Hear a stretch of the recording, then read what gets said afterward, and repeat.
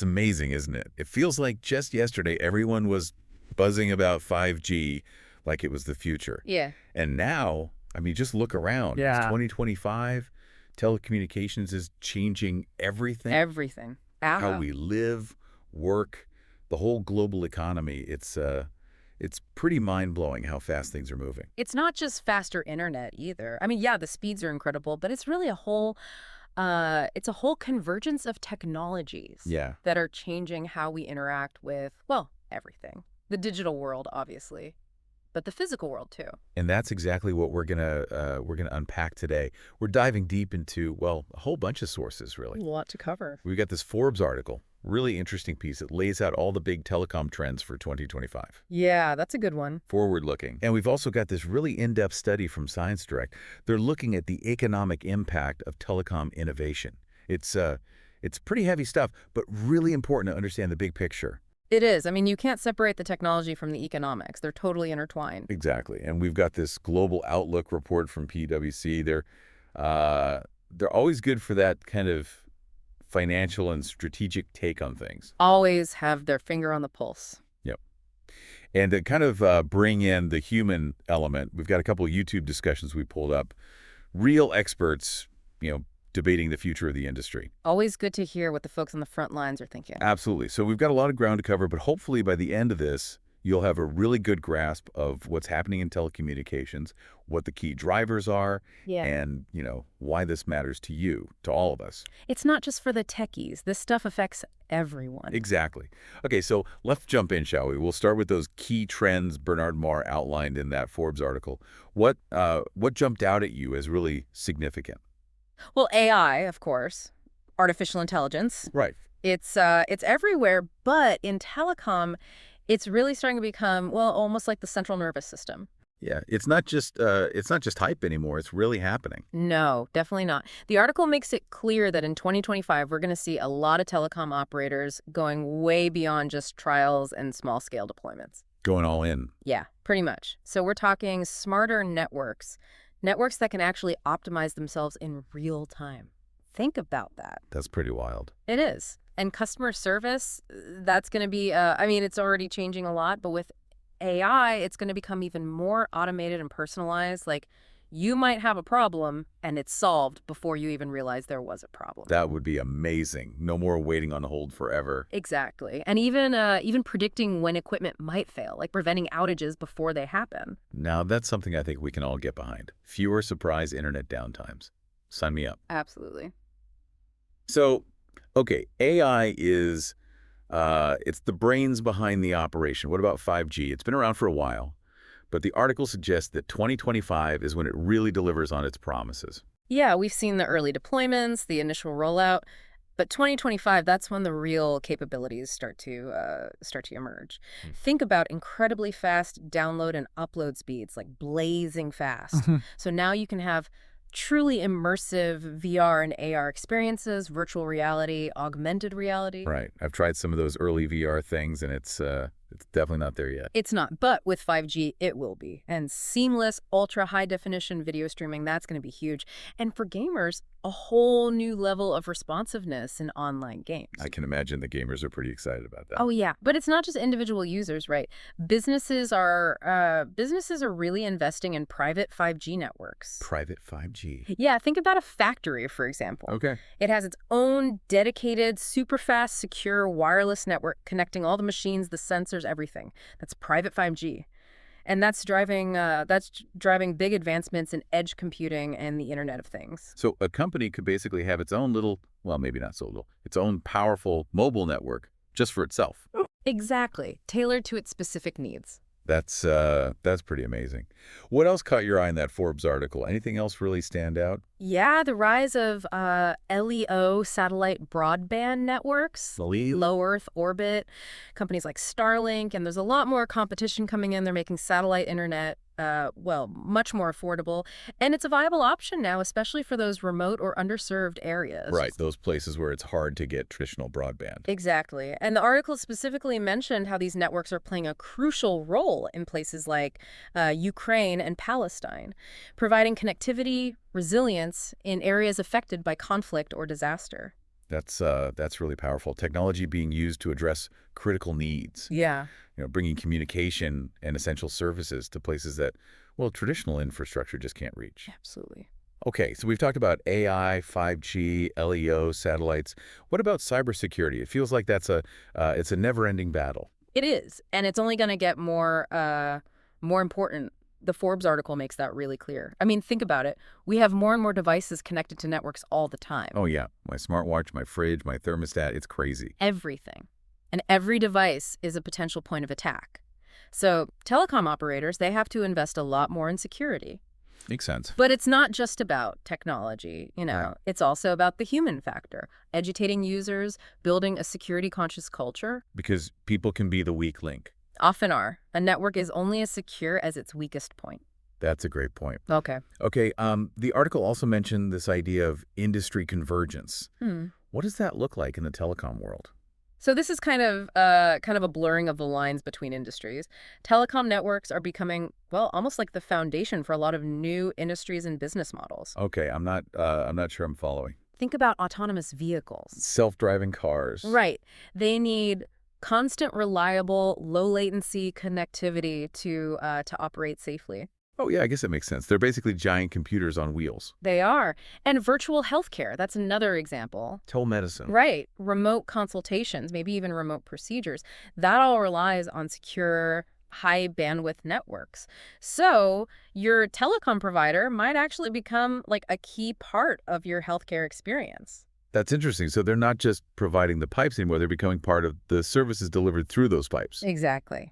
Okay, now for something that sounds a bit more sci-fi, the article talked about holographic communications. Yeah, that's definitely out there a bit. The author calls it a roll of the dice. But the idea is that by 2025, we might actually see real-time holograms becoming a real technology. Like Star Wars stuff. Kind of. It's still early, but the technology is moving really fast. 5G speeds, AI processing power, it could happen. I'm trying to picture what that would even look like. What would you even use it for? Well, they talked about remote surgery. Imagine a surgeon operating on a patient, but the surgeon is actually somewhere else entirely, interacting with a holographic representation of the patient. That's mind-blowing. It is, or truly immersive virtual meetings, like you're actually in the same room with people who are thousands of miles away. That would certainly change the way we work. It would. It's still early days, but it's Okay. definitely something to keep an eye on. Okay, let's come back down to earth for a bit, something that's a little less futuristic. The article mentioned generative AI for customer experience. What's that all about? So this is where we're going to see AI having a really big impact in the near term. Basically, generative AI can create content, right? Yeah. Text, images, even code. So in telecom, we can expect it to revolutionize how companies interact with customers. Okay, so Think about hyper-personalized services, like your data plan, your device recommendations, they're tailored specifically to you based on your usage patterns, your needs. that'd be nice. No more cookie cutter plans. Right. And AI chatbots, those are going to get a lot more sophisticated. They'll be able to handle more complex queries, provide more helpful support. So hopefully fewer frustrating interactions with customer service. That's the idea. It should be a much smoother, more satisfying experience for everyone. Fingers crossed. Hmm. Okay, the last trend from the Forbes article is the shift towards cloud-native networks. What exactly does that mean? So this is a really fundamental shift in how telecom infrastructure is built and operated.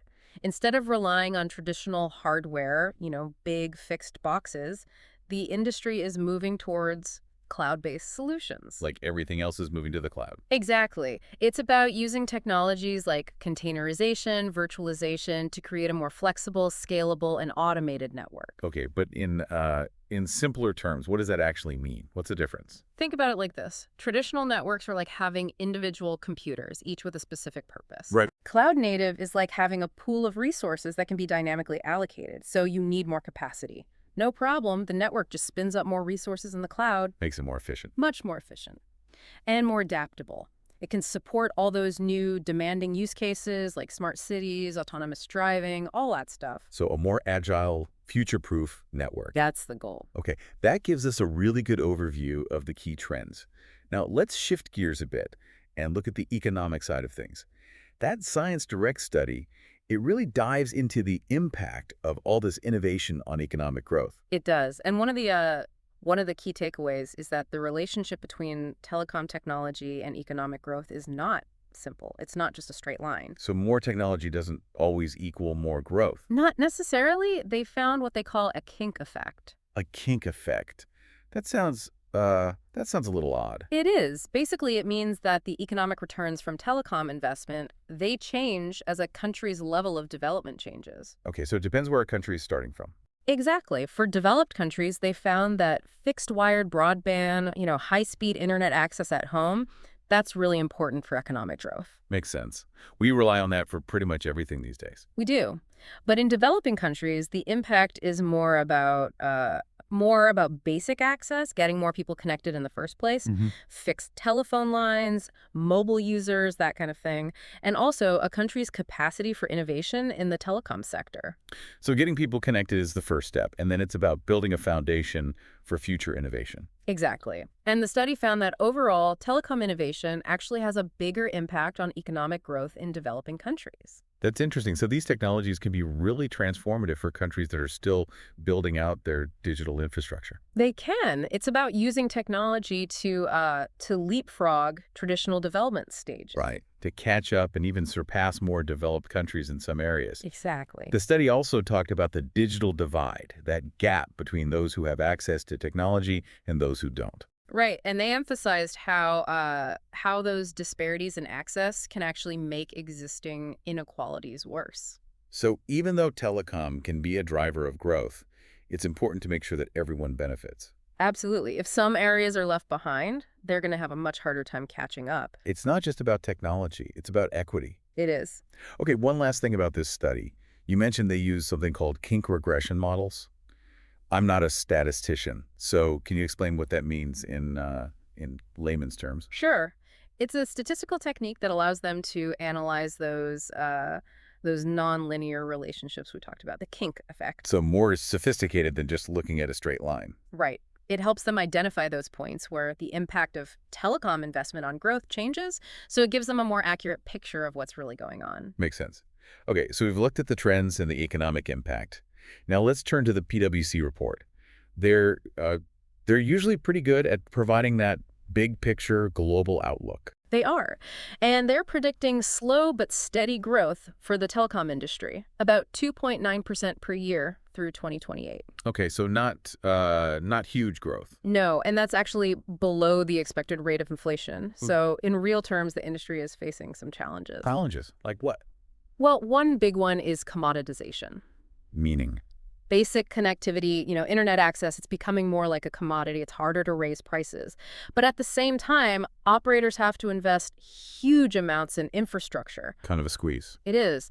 And while the overall growth is slow, there are some big variations across different service areas and regions. Makes sense. Not every market is the same. No, they're predicting continued growth in fixed broadband and mobile. But fixed voice, traditional phone lines, those are declining. And geographically, they see high growth in markets like India, Nigeria, places like that.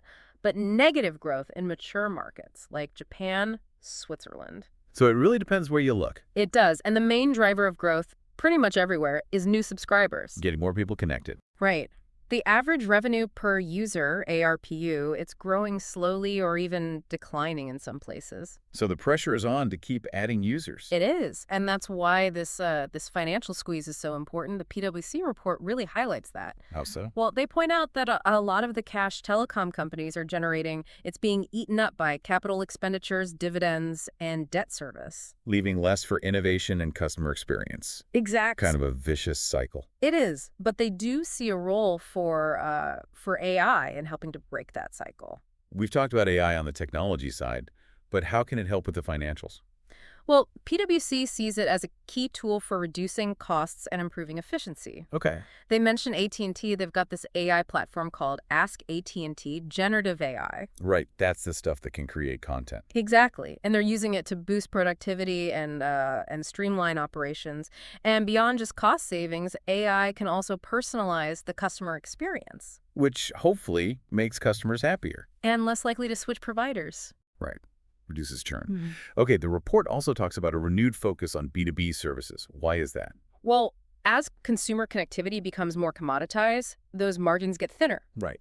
So telecom operators are looking at businesses, enterprise clients, as a way to grow revenue. Makes sense.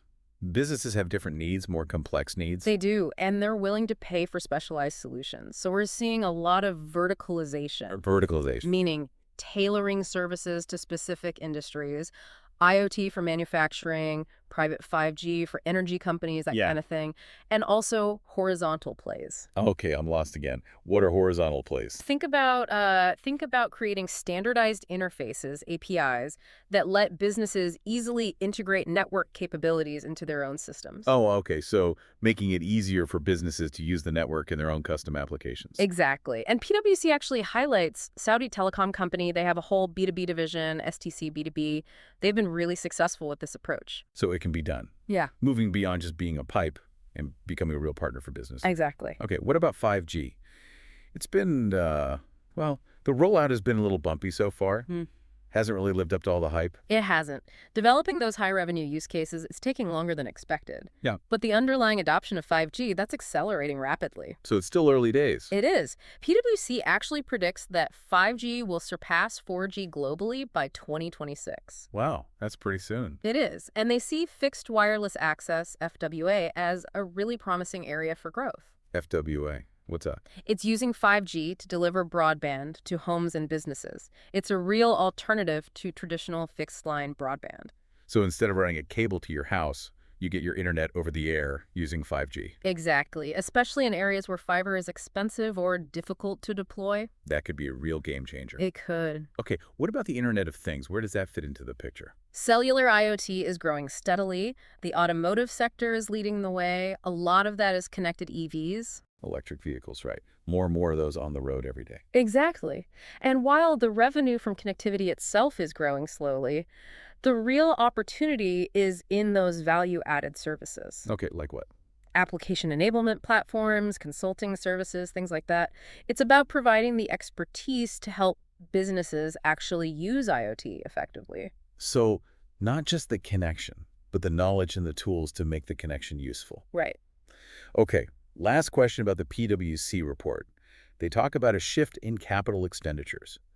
Where are telecom companies putting their money these days? They're investing more in fixed connectivity, especially fiber optic networks. Fiber, the backbone of the internet. It is. They see that as the foundation for the future, and eventually they'll start investing in 6G. 6G, we haven't even figured out 5G yet. I know, it's crazy how fast things move.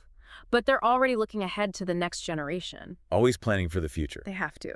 Okay, the PwC report ends with this really interesting idea, the AI grid. Can you explain what that is? So this is more of a long-term vision. The idea is that the current internet infrastructure, it might not be enough to support a fully AI-powered economy. Interesting. So the AI grid would be this deeply integrated infrastructure.